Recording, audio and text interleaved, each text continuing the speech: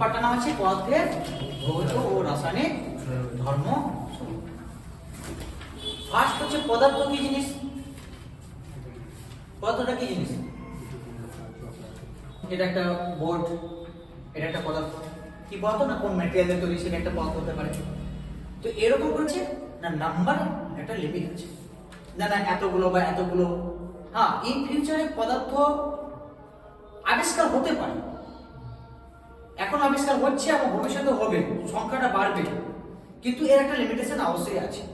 বর্তমানে আমরা মোটামুটি যদি পিরিয়ডিক টেবিলটা লক্ষ্য করি, প্রায় 118 খানা আমাদের অলরেডি বিভিন্ন ম্যাটেরিয়াল আবিষ্কার হয়েছে। আবিষ্কার মানে আমরা বানাইনি, বানানো আছে, জাস্ট খুঁজে পেয়েছি। খুঁজে পাওয়াটাকে আমরা আবিষ্কার করে ধরে।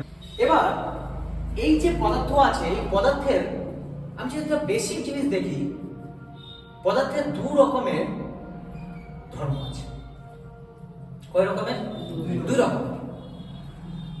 দুই রকম ছাড়া আরো অনেক ধর্ম থাকতে পারে, তবে আমাদের ফিজিক্যাল সায়েন্সে দুই রকমের ধর্মটাকে বেশি গুরুত্ব দিয়েছে। কি কি ধর্ম না? একটা হচ্ছে ভৌত ধর্ম আর একটা হচ্ছে রাসায়নিক ধর্ম। ভৌত ধর্মটা কি কি জিনিস আমরা অলরেডি ক্লাস 9এও পড়েছি। ভৌত ধর্ম, রাসায়নিক ধর্ম এগুলো আমরা অলরেডি পড়েছি। তাহলে ভৌত ধর্মটা কি জিনিস আছে? ভৌত ধর্মটা যদি আমি পদার্থের ক্ষেত্রে দেখি, একটা নর্মাল যদি আমি একটা ভাবি, সেটা হচ্ছে একটা বাহ্যিক ধর্ম। বাহ্যিক ধর্ম মানে যে ধর্মটা আমরা মানে বলতে গেলে দেখতে পাই। হয়তো পুরোপুরি কথাটা নাও ঠিক হতে পারে, কিন্তু বেশিরভাগ ক্ষেত্রে কি দেখতে পাই? যেমন ধরে নিই, এই পদার্থটা আমি বাহ্যিকভাবে যদি একটা টেম্পারেচার দিই, এটা গলে যাবে। অথবা একটা বাইরে থেকে দেখতে পাচ্ছি যে একটা নির্দিষ্ট টেম্পারেচার পুরো গলে যাবে। দ্যাট মিন্স ওই টেম্পারেচারটা হলো এই ম্যাটেরিয়ালটা একটা গলনাঙ্ক। আর টেম্পারেচার দিলে হয়তো আপনি এই বাষ্পীভূত মানে ফুটবে, ফুটে লিকুইড ফর্মে চলে যাবে। লিকুইড থেকে আরো বাষ্পীভূত হয়ে যাবে, ভেঙে যাবে, শুধু কার্বন পড়ে থাকলো। এই প্লাস্টিকটা যদি আমি জ্বালাই, মানে হাই টেম্পারেচার কি পড়ে থাকবে আলটিমেট শেষে কালো মানে কি বলছে ভুসি পড়ে থাকবে, মানে সেটা তো কার্বন পড়ে থাকবে। তাহলে আলটিমেট এর একটা টেম্পারেচার আছে যেটা হচ্ছে যে টেম্পারেচারে গলবে, এটা হচ্ছে গলনাঙ্ক। একটা টেম্পারেচার আছে যেটা স্ফুট মানে ফুটবে, সেটা হচ্ছে স্ফুটাঙ্ক। এই যে জিনিসগুলো আছে এটা বাইরে থেকে যায়। যেমন এটা আমি যদি একটু টেস্ট করি, তাহলে টেস্ট একটা থাকতে পারে, স্যার এটা তো টেস্ট হতে পারে না। হ্যাঁ, আমি ধরুন এর পরিবর্তে আমি লবণ নিলাম, তো একটা টেস্ট আমি পাবো, সেটাও কিন্তু একটা ভৌত ধর্ম। অর্থাৎ কোন একটা ম্যাটেরিয়ালের ভৌত ধর্ম মানে তার গলনাঙ্ক কত, তার স্ফুটনাঙ্ক কত, তার টেস্ট কিরকম, তার সে দেখতে কিরকম, সাদা না কোন কালারের আছে, না পাউডার প্রকৃতির আছে। এই যে বাহ্যিক দিকগুলো আছে, এগুলো হচ্ছে ওই যৌগটার বা ওই ম্যাটেরিয়ালটার ভৌত। বুঝতে পেরেছিস? আরেক ধরনের আমি ধর্মের কথা উল্লেখ করলাম, সেটা কি? রাসায়নিক। রাসায়নিক ধর্মটা কি জিনিস? রাসায়নিক ধর্মটা আমরা কিন্তু বাইরে থেকে দেখতে পাবো না। হ্যাঁ, ওর কি রূপ থেকে কি রূপ হয়েছে এটা বুঝতে পারবো, কিন্তু ভিতরে কেন বা কিভাবে আসলো সেটা আমরা ইন্টারনেটে আমরা দেখতে পাবো। কিরকম ব্যাপারটা? ধরে নিচ্ছি এই ম্যাটেরিয়ালটাকে আমি জলে ফেলে দিলাম, এ কি গুলবে? জলে গুলবে না। আমি আবার লবণকে যদি আমি জলে ফেলে দিই, আর গুলে নিই, তার মানে একজন গুলছে না আর একজন গুলছে। শুধু আমরা বাহ্যিকভাবে দেখতে পেলাম, ঠিক আছে, কিন্তু একজন কেন গুলে যাচ্ছে আর একজন কেন গুলছে না, সেটা যদি ইন্টারনাল আমি যদি দেখি, আলটিমেট যদি একটু আমরা লক্ষ্য করি, সেটা কিছু না, সেটা হচ্ছে তোমার ইলেকট্রন বন্ড যে আছে বা ইলেকট্রনের যে দান করার প্রবণতা বা গ্রহণ করার প্রবণতা, এইগুলি খেলা আছে। অর্থাৎ বন্ড এনার্জি আমি আগেও একটা ক্লাসে বলেছিলাম যে একটা প্লাস্টিকের ইলেকট্রনের যোজনা কক্ষে যে ইলেকট্রন নাম্বার আছে, তার উপর ডিপেন্ড করে রাসায়নিক বিক্রিয়াটার বৈশিষ্ট্যটা বেরিয়ে আসে। বুঝা গেছে? তাহলে যে কোনো ম্যাটেরিয়ালের ক্ষেত্রে ক রকমের বৈশিষ্ট্য পেলাম? দুই রকমের। কি কি পেলাম? একটা হচ্ছে ভৌত ধর্ম, একটা রাসায়নিক ধর্ম। ভৌত ধর্মের মধ্যে কি কি পেলাম? গলনাঙ্ক, স্ফুটনাঙ্ক, কালার, স্বাদ, এইসব, তাই না? আর রাসায়নিক বিক্রিয়ার মধ্যে কি কি পেলাম? ধর্মের মধ্যে যে সে কার সাথে বিক্রিয়া করবে, তার যোজ্যতার ইলেকট্রনের ব্যাপারে আমরা এই জায়গাগুলো আমরা ধরতে পারবো, তাই না? এইবার কেন এইগুলো কথা বলছি আমি, কেন এই সব ধর্ম হঠাৎ করে চলে আসলো? এই কারণে আসলো যে আজ থেকে প্রায় মোটামুটি 200 বছর আগে ধরে, বা তারও বেশি, 200 বছর কম হবে, তারও বেশি, প্রায় 1800 শতকের দিকে। কত? 1800 শতকের দিকে। তখন যতগুলো ম্যাটেরিয়াল আবিষ্কার ছিল, আজকে তো মোটামুটি আজ পর্যন্ত 116 বা 117 বা 118 এরকম করে ম্যাটেরিয়াল আবিষ্কার হয়েছে। কিন্তু ওই আমি যেই সালটার কথা বলছি প্রায় 1800 কত, প্রায় 1800 সালের দিকে এতগুলো কিন্তু মৌল আবিষ্কার হয়নি, খুব কম পরিমাণে আবিষ্কার হয়েছে। তো কি হয়েছে, আবিষ্কার কম হয়েছে, বিজ্ঞানীরা, একদল বিজ্ঞানী সেই মৌলগুলোর বিভিন্ন পরীক্ষা নিরীক্ষা শুরু করেছে। কি পরীক্ষা নিরীক্ষা? ধরো নাও তোমাদের একটা ক্লাসরুমে, ধরো নাও ওর ক্রিকেট খেলা পছন্দ, ধরে নিচ্ছেন ওর হয়তো ক্রিকেট খেলা পছন্দ, ওর হয়তো ফুটবল খেলা পছন্দ, ওর হয়তো কাবাডি খেলা পছন্দ, ওর আবার হয়তো ফুটবল খেলা পছন্দ, এর হয়তো এদের হয়তো স্পিন খেলা পছন্দ, ওর হয়তো আরো কোনো ফিজিক্যাল খেলা পছন্দ আছে। তা তোমরা একটা রুমের মধ্যে বসে ঠিকই, কিন্তু খেলার উপর ডিপেন্ড করে তোমাদের মধ্যে কিন্তু ভাগ হয়ে যাচ্ছে। তারপরে খেলার বৈশিষ্ট্য অনুসারে তোমাদের মধ্যে ভাগ হয়ে যাচ্ছে। এক্স্যাক্টলি প্রায় 1800 শতকের দিকে একজন বিজ্ঞানী এটাই প্রথম ভেবেছিলেন যে যতগুলো ম্যাটেরিয়াল, তখনকার দিনে যতগুলো ম্যাটেরিয়াল আবিষ্কার হয়েছিল, সেই ম্যাটেরিয়ালগুলোর কিছু কিছু ক্ষেত্রে তাদের হয় ভৌত ধর্ম বা রাসায়নিক ধর্ম কিংবা উভয়, কারো ক্ষেত্রে মিলছে, কারো ক্ষেত্রে মিলছে না। তখন কি করলো? তখন বিজ্ঞানীরা বললো একটা কাজ করা যায়, একটা টেবিল তৈরি করা যায়। কেন না, একটা সুবিধা হবে যে না এই দলের লোকগুলো ফুটবল খেলতে পছন্দ করে, তো যখন আমাদের প্রোগ্রাম হবে আমি ডেকে নেবো এই দলকে, ওই দলকে ডাকবো না। এই দলে দেখছি ক্রিকেট খেলে পছন্দ করে, যখন আমাদের প্রোগ্রাম হবে, ক্রিকেটের কোনো প্রোগ্রাম হবে, তখন আমি এই দলকে আমি ইনফরমেশন করে দিলাম তোমরা চলে আসো কি করতে। তার মানে এক কথায় একটা যদি আমরা টেবিল আকারে করি তাহলে আমাদের সুবিধা আছে, তাই না? এক্স্যাক্টলি এই যত ঝামেলা এই টেবিল করতে, এবং এই টেবিল করতে গিয়েই আমাদের এই চ্যাপ্টার সূচনা শুরু হয়। কিসের টেবিল? না, যৌগগুলো যে আছে বা ম্যাটেরিয়ালগুলো যে আছে তাদের ক্যারেক্টারের টেবিল, চরিত্রের টেবিল। কি চরিত্র? না ভৌত ধর্ম, রাসায়নিক ধর্মের চরিত্র। তো প্রথমে প্রায় 1800 এই মোটামুটি 17 সালের দিকে, কত 1817 সালের দিকে প্রথম চেষ্টা করেন একজন বিজ্ঞানী, তিনার নাম হলেন ডবেরিনা। কত 1800 প্রায় 17 দিকে বিজ্ঞানী ডবেরিনা একটা টেবিল করার চেষ্টা করলেন। অবশ্যই যিনি চেষ্টা করেছিলেন তার তিনার নাম অনুসারেই সেই টেবিলটার নামকরণ করা হবে, তাহলে এই জন্য এটাকে ডবেরিনার টেবিল বলা হয়। এই টেবিলটার আরেকটা নাম আছে ত্রয়ী সূত্র বলে নাম আছে। তাহলে ত্রয়ী সূত্র কার? বিজ্ঞানী ডবেরিনা। কি ত্রয়ী? ত্রয়ী মানে হচ্ছে তিন।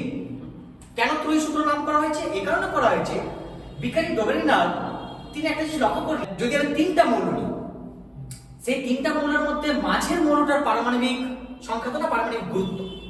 আচ্ছা এই ব্যাপারটা আমি একটু আসি, পারমাণবিক সংখ্যা পারমাণবিক গুরুত্বের মধ্যে ডিফারেন্স থাকে, আগে এটা জানতে হবে। পারমাণবিক গুরুত্ব মানে হচ্ছে পারমাণবিক ভার কিংবা পারমাণবিক ওজন। কথা তিনটার মানে কি বললাম আমি? বা ওজন, ভার বা ওজন আমরা জানি, কিংবা পারমাণবিক গুরুত্ব কথাটার মানে একই। সেটা কি জিনিস আমরা ক্লাস 9 এ জানি, পারমাণবিক ওজনটা কি জিনিস। ওকে, আরেকটা টার্ম আছে পারমাণবিক সংখ্যা। পারমাণবিক সংখ্যা এবং কিংবা পারমাণবিক প্রোটন সংখ্যা। কি বললাম? পারমাণবিক সংখ্যা কিংবা প্রোটন সংখ্যা কথাটার মানে একই, দ্যাট মিন্স নাম্বার একটা। তাহলে গুরুত্ব মানে হচ্ছে ওজন বা ভার, আর সংখ্যা মানে হচ্ছে কি? সংখ্যা কিংবা প্রোটন নাম্বার, দুটোর মানে কিন্তু একই। ক্লিয়ার হয়েছে? এইবার লক্ষ্য করো, বিজ্ঞানী ডবেরিনার কার উপর ডিপেন্ড করলেন? পারমাণবিক গুরুত্বের উপর ডিপেন্ড করলেন। কি কি ডিপেন্ড করলেন? তিনি বললেন যে তিনটা মৌলকে যদি আমি পারমাণবিক গুরুত্ব ঊর্ধ্বক্রমে সাজাই, ঊর্ধ্বক্রমে মানে কি? ছোট থেকে বড়, যদি আমি সাজিয়ে একটা টেবিল তৈরি করি, তাহলে মাঝের যে মৌলটা হবে তার যে পারমাণবিক গুরুত্ব হবে অন্য দুটার গড় মানের সমান, অন্য দুটার গড় মানের সমান। আমি একটু হালকা করে চেষ্টা করছি একটা উদাহরণ দিয়ে। তিনি প্রথম টেবিল করলেন লিথিয়াম, সোডিয়াম, পটাশিয়াম। প্রথম টেবিল করলেন, ভালো করে বুঝছো কি বললাম? Lithium, sodium, potassium. আরো তিনখানা মৌল ছিল, তার মধ্যে আমি তিনটা দিয়ে উদাহরণটা দিচ্ছি। তিনি কি বললেন? এদের যদি পারমাণবিক গুরুত্ব ঊর্ধ্বক্রমে সাজায়, ঊর্ধ্বক্রম মানে ছোট থেকে বড়, গুরুত্ব কত হবে? অন্য দুটা পারমাণবিক গুরুত্বের গড় মানে সমান। ক্লিয়ার হয়েছে কি ক্লিয়ার হয় নাই? কোন অসুবিধা হয়েছে? এটা কার সূত্র? বিজ্ঞানী ডবেরিনার সূত্র। কিন্তু এই সিস্টেমটা বেশি দূর আগাতে পারে। কেন? কারণ সে সময় তো মৌল অনেকগুলো আবিষ্কার হয়েছিল, মাত্র 3 বা 6 বা 9 খানার উপরে আর কেউ মানছে না। মানলাম না আপনার কথা।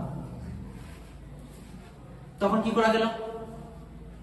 তখন এই সূত্রটা একটু ফেলিয়ার হয়ে গেল। পরবর্তীকালে প্রায় 1865 সালের দিকে মোটামুটি একজন বিজ্ঞানী আরো আসে। প্রায় 1865 সালের দিকে কোন বিজ্ঞানী? নিউল্যান্ড, বিজ্ঞানী নিউল্যান্ড। তিনি একটা এই টেবিল করার চেষ্টা করলেন। চেষ্টা কেন বলছি স্যার? করেননি না, উনিও কমপ্লিট করতে পারেননি, আমরা পরবর্তীকালে দেখব। চেষ্টা করলেন এবং চেষ্টাটা করলেন 8টা মৌলকে নিয়ে। ওই জন্যই ওই সূত্রটার নাম হয়েছে অষ্টক সূত্র। তখন দেখা গেল 8 নম্বর মৌলটা তাদের আগের মৌলের মানে 1 নম্বর মৌলের সাথে রাসায়নিকভাবে মিল দেখা যাচ্ছে। আমি একটা উদাহরণ দিই। যেমন hydrogen, lithium, beryllium, boron, carbon, nitrogen, oxygen, carbon dioxide, sodium, এটা সেই হিলিয়াম আবিষ্কার হয়নি, আসবো অত উন্নত হয়নি যে তুমি হিলিয়াম নিষ্ক্রিয় গ্যাস, নিষ্ক্রিয় গ্যাসকে তখন খুঁজে পাওয়া যায়নি, তো আসবো ওগুলো পড়াবো। ওকে, এবার লক্ষ্য করো, তিনি এরকম একটা টেবিল দিলেন। লক্ষ্য করো 1 2 3 4 5 6 7 8, তার মানে কি 7টা মৌলের পর 8 নম্বর মৌলটা আবার প্রথম মৌলের সাথে মিল হয়ে যাচ্ছে। কিসের মিল হচ্ছে? না, রাসায়নিক ধর্মের মিল হচ্ছে। তার মানে কি পুনরাবৃত্তি হচ্ছে। এই জন্য এই সূত্রটাকে বলবো অষ্টক সূত্র, মানে 8 নম্বর মৌলটা আবার আগের মৌলের সাথে মিলে যাচ্ছে। স্যার এখানে কিভাবে মিলছে একটু বলুন।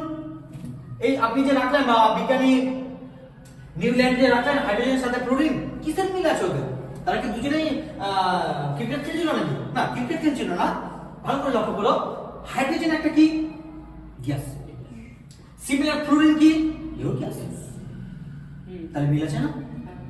হাইড্রোজেন কি আছে? হাইড্রোজেন দ্বিপরমাণু, H2, কোন সময় H থাকে না, খুব কম থাকে, H2 ওরা বেশি থাকতে পছন্দ করে।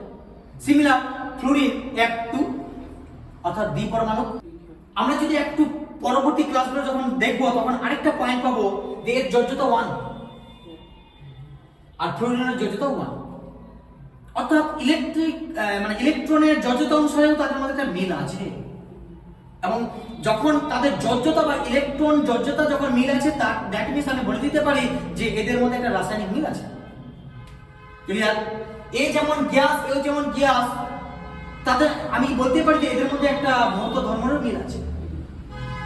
কত নম্বর? না, প্রতি 8 নম্বর মৌলটা আবার পুনরাবৃত্তি হচ্ছে।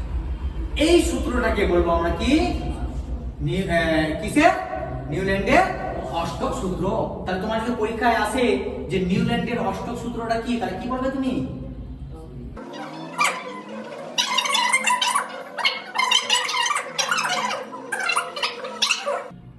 কিন্তু দুঃখের বিষয় হলো বেশ কিছু মৌল গেলেও, মানে এই সূত্রটা মানলেও বেশিরভাগ মৌলগুলি মানতে রাজি হলো না। মানলাম না আপনার কথা। কার সূত্র? অষ্টকের সূত্র, অষ্টক নীতির সূত্রটাও মানতে রাজি হলো। তখন কি করা যাবে?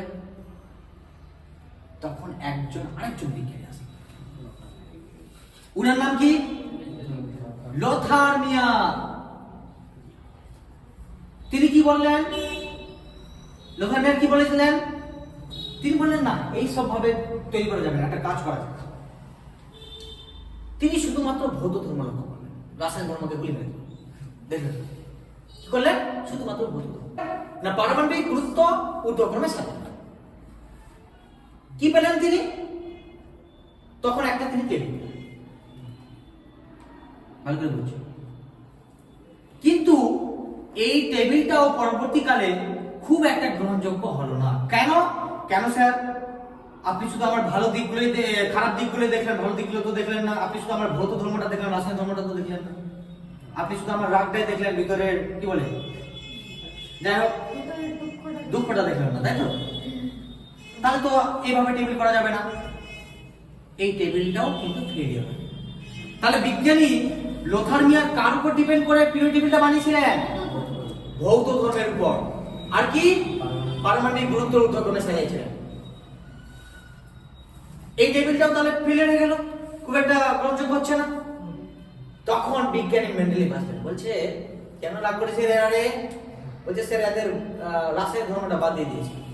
ও এই ব্যাপার, এটা কাজ করে ভৌত ধর্ম রাসায়নিক ধর্মের সাদৃশ্য আছে এমন মৌলগুলোকে ধরে নাও। কি বললাম? ভৌত ধর্ম আর রাসায়নিক ধর্ম সাদৃশ্য আছে এমন মৌলগুলোকে যদি আমি কার উপর ভিত্তি করে পারমাণবিক গুরুত্ব যদি উদ্ধকর্মে সাজাই, তাহলে তাদের মধ্যে কি হবে? ধর্মের পুনরাবৃত্তি হবে। এইটাই হয়ে গেল কার? মেন্ডেলিভের সূত্র। এবং এই সূত্রটা ধরতে গেলে প্রায় 50% গ্রহণযোগ্য হয়ে গেল। কেন? সব বৈশিষ্ট্যের কথাগুলো পাওয়া গেল এবং বেশিরভাগটাই মোটামুটি সঠিক হলো। দিয়ে তিনি তাৎক্ষণিক একটা টেবিল, তোমাদের বইয়ে একটা টেবিল আছে, যদিও মেন্ডেলিভের টেবিলটা নাই, যে টেবিলটা প্রথম টেবিলে দেওয়া হয়েছে সেটা হচ্ছে মেন্ডেলিভের সংস্করণ একটা টেবিল আছে, বা আধুনিক পর্যায়ে সারণী আছে, সংস্করণ।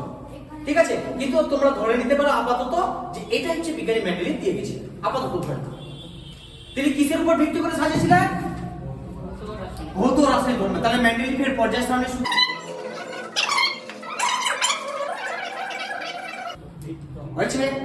বলেছে তারা এখন ভৌত ধর্ম হয়ে গেছে, রাসায়নিক ধর্মের কথা বলা হয়েছে এবং তাদের পারমাণবিক গুরুত্ব বাড়ার সাথে সাথে কি হচ্ছে? পুনরাবৃত্তি হচ্ছে। তাহলে এখন রাগ করবে কি? এখন যে না, এবার ঠিকঠাক আছে। তখন তিনি একটা টেবিল যখন দিলেন, তখন লক্ষ্য করে ভালো করে তিনি এরকম একটা টেবিল দিলেন। প্রথম সারি লাইন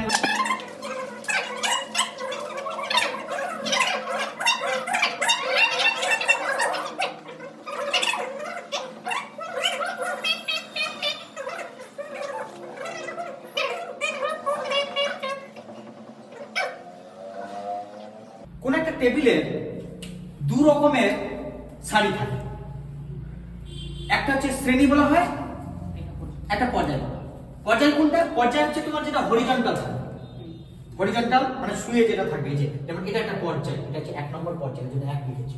এটা হচ্ছে তোমার কোথায় গেল রে? এটা হচ্ছে 2 নম্বর পর্যায়, 2 লিখেছি। এটা হচ্ছে 3 নম্বর পর্যায়, 3 লিখেছি। এটা হচ্ছে 4 নম্বর। এরকম করে যখন তিনি টেবিলটা দিয়েছিলেন তখন পর্যায় সংখ্যা ছিল 7টা। কটা? 7টা, 7। আর শ্রেণী সংখ্যা ছিল 8টা। কটা? 8টা। কিন্তু শ্রেণীগুলোকে 1 2 দিয়ে তিনি লিখেননি। তিনি কি লিখেছিলেন? রোমান অক্ষরের নাম ছিল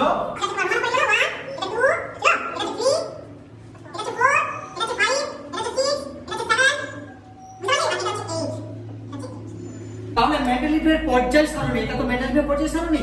পর্যায় সংখ্যা কটা পেলাম? আমি সব মেটেরিয়ালগুলো লিখিনি, আমি জাস্ট খালি বোঝার জন্য একটা লাইন লিখলাম। পুরো টেবিলটাতে আছে মেটেরিয়ালগুলো, কিছু ফাঁকাও আছে। হ্যাঁ, 7টা পর্যায়। শ্রেণী কটা হলো? 8টা শ্রেণী। কার এটা পর্যায় সারণী? এটা কার উপর ভিত্তি করে লেখা হলো? না পারমাণবিক কি কথা বলেছিলেন তিনি? পারমাণবিক গুরুত্ব ঊর্ধ্বক্রমে। ঊর্ধ্বক্রমে মানে কি? কম থেকে বেশি দেখেছি। দিয়ে কি হয়েছে? না তাদের মধ্যে কি হচ্ছে? রাসায়নিক ধর্মে এবং ভৌত ধর্মের পুনরাবৃত্তি হচ্ছে। যেমন আমি এই লাইনে হাইড্রোজেন লিথিয়ামকে যদি দেখি, দুজনেরই তোমার কি আছে? তাদের মধ্যে ভৌত ধর্ম এবং রাসায়নিক ধর্ম মিল আছে। হাইড্রোজেন নিচে লিথিয়াম আছে না? আছে। এইবার তিনি যখন এই টেবিলটা দিয়েছিলেন, এই টেবিলটাও কিন্তু কিছু ভুল করা হয়েছে। হ্যাঁ, শুধু ওই ভুল না, বর্তমানে যে পিরিয়ড টেবিল আছে যেটা তোমাদের পাঠিয়েছি ওটা তো ভুল আছে। পরীক্ষা আসে অনেক সময় কি কি ত্রুটি আছে বুঝতে পারো? এত ভুলগুলো করাচ্ছে না। ভুলগুলো করাচ্ছে। কি ভুলগুলো করেছে? ওই চোখে ভুল দেখলে হবে না। এই যেগুলো যে সময় এগুলো রিসার্চ হয়েছিল তখন অত উন্নত মানের যন্ত্র ছিল না যে তুমি গ্যাসগুলোকে খুঁজে পাবে। তিনি ভবিষ্যৎবাণী করে গেছিলেন, আমি ওই ব্যাপারটা আসছি। ভুল বলা যাবে না, মানে অ্যাকচুয়ালি ইনকমপ্লিট বলা যাবে, ভুল বলা ঠিক না, ইনকমপ্লিট। ওকে, এবার লক্ষ্য করো, তিনি যখন টেবিলটা দিয়েছিলেন সেই সময় টেবিলটা সাজানো ছিল, তিনি সূত্রটা কি বলেছিলেন? পারমাণবিক গুরুত্বের ঊর্ধ্বক্রমে। তুমি একটা টেবিলে লক্ষ্য করো, তুমি একটা উদাহরণ দাও এখানে, যেমন এটা কি আছে? 58.94 আর নিকেলের 58.69। ভালো করে লক্ষ্য। বিজ্ঞানী মেন্ডেল কার উপর সাজিয়েছিলেন? পারমাণবিক গুরুত্বের ঊর্ধ্বক্রমে, মানে কম থেকে বেশি। তুমি ওখানে লক্ষ্য করো, তাহলে সব থেকে কম হওয়া আগে নিকেল হওয়া উচিত, তারপরে কভার হওয়া উচিত তিনার শর্ত অনুসারে। কিন্তু তিনি টেবিল সাজানোর জন্য তো এটা দিয়েছিলেন। কেন দিয়েছিলেন? এই কারণে যখন কভার্টের, যখন তার যে নেচার, এই নেচার এই তোমার শ্রেণী বরাবর মিলছিল না বা মিলছে না, রাসায়নিক ধর্ম হোক বা বৌদ্ধ ধর্ম মিলছে না, তখন বাধ্য হয়ে কি করলো, ইন্টারচেঞ্জ হলো। তার মানে যিনি যে ভাষাটা বলেছিলেন, যে সূত্রটা দিলেন, সেই সূত্রটা তো একটু ব্যতিক্রম হয় না। তিনি বলেছেন ঊর্ধ্বক্রমে সাজাতে হবে, তো এটা এখানে ঊর্ধ্বক্রমে কিছু কিছু মৌলের কিন্তু ঊর্ধ্বক্রমে সাজানো যায়নি। কিসের জন্য? না তার ধর্মের মিল রাখার জন্য। কি বললাম আমি? একটা উদাহরণ দিই। ধরে নিচ্ছি কবাল্ট, ধরে নিচ্ছি নিয়ন চোর। কোথায়? দেখা গেল আমার কবাল্টের চোর, দেখা গেল এই এই এই নিকেল হচ্ছে তোমার তো ডাকাত আছে, তার চোরা ডাকাত হচ্ছেন না, একটু আলাদা আছে। তাহলে তুমি যদি সেই ভাষা অনুযায়ী তুমি লিখতা বা মেনে নিত, তাহলে এটা নিকেলটা কভার হওয়া উচিত ছিল। কিন্তু দেখা যাচ্ছে এই এই লাইনটা হচ্ছে সবাই চোর হওয়া উচিত, কিন্তু দেখা যাচ্ছে এই চোর আছে, আবার ডাকাত চলে আসে, তাহলে তো তুমি দিতে পারবে না। এই মিলগুলো করতে গিয়ে কিছু কিছু মোড়ের ক্ষেত্রে একটা ব্যতিক্রম ঘটনা ঘটে গেল, যেটা কি মেন্ডেলিফের কি ত্রুটি। তাহলে তোমাকে যদি বলে মেন্ডেলিফের ত্রুটি কি, তাহলে আমি একটা দিতেই পারি যে মেন্ডেলিফ বলেছিলেন তিনার পর্যায় সারণীতে যে পারমাণবিক গুরুত্ব বৃদ্ধির ঊর্ধ্বক্রমে সাজাতে হবে, কিন্তু কয়েকটা মৌলের ক্ষেত্রে যেমন নিকেল কোবাল্টের ক্ষেত্রে লক্ষ্য করা গেল কি না, বেশি গুরুত্ব থাকা সত্ত্বেও কম গুরুত্বের আগে প্রাধান্য পাওয়া যায়। এটা হলো মেন্ডেলিফের একটা ত্রুটি, বা মেন্ডেলিফের একটা কি অসমাপ্ত, বা মেন্ডেলিফের একটা কি ফেলিওর, ব্যর্থতা, যা আমি বলতে পারি, বিভিন্ন ওয়ার্ডগুলো আমি বলতে পারি, মিনিং আমি ধরতে পারি কি ধরতে পারি। 2 নম্বর পয়েন্ট হলো যে মেন্ডেলিফ যখন এই দিয়েছিলেন, সেই সময় বেশিরভাগ ঘরগুলো ফাঁকা ছিল। কি বললাম? বেশিরভাগ ঘরগুলো ফাঁকা ছিল। প্রথম কারণ কি, কেন বেশি ফাঁকা ছিল? ধরে নে যেই সময় এই রিসার্চ গুলো চলছিল, তখন অতটা উন্নত মানের যন্ত্র ছিল না। যন্ত্র ছিল না মানে কি, বিশেষ করে যেগুলো নিষ্ক্রিয় গ্যাস, নিষ্ক্রিয় গ্যাস কেন বলছে? ওদের ঠিকঠাক পাওয়া যাচ্ছে না, তার জন্য ওদের নিষ্ক্রিয় প্রকৃতির বলছে, মানে প্রায় লুপ্ত। কোথায় পাওয়া যাচ্ছে? না অনেক উঁচুতে পাওয়া যাচ্ছে। কোথায়? আমরা যদি প্রথম চ্যাপ্টার একটু লক্ষ্য করি, কোথায় পাওয়া যাচ্ছে নিষ্ক্রিয় গ্যাসগুলো? কোথায় পাওয়া যায়? আয়নোস্ফিয়ার, মেসোস্ফিয়ার, এগুলো তো পাওয়া যায়। তার সেই সময় তো এত উন্নত মানের জেট ছিল না যে আমরা ওই স্ফিয়ার